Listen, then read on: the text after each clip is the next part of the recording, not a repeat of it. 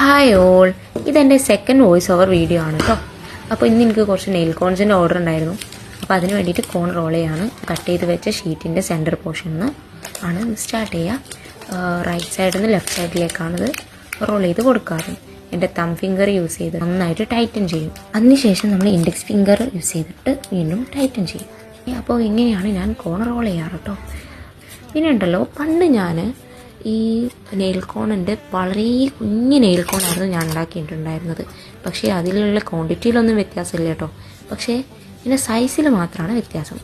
പക്ഷേ ഈ കസ്റ്റമേഴ്സിന് വേണ്ടത് കുറച്ച് നീളമുള്ള ടൈപ്പ് കോൺസാണ്. നീളം കാണുമ്പം അവർ വിചാരിക്കും ഇതിൽ കുറേ ഉണ്ടെന്ന്. അപ്പം പിന്നെ customers happiness is my happiness എന്നാണല്ലോ. അതുകൊണ്ട് ഞാൻ അങ്ങനെ തന്നെ ചെയ്യാൻ തുടങ്ങി. അപ്പം ഇത്രയുള്ള വീഡിയോ അടുത്ത വീഡിയോയിൽ കാണാം. Okay, by.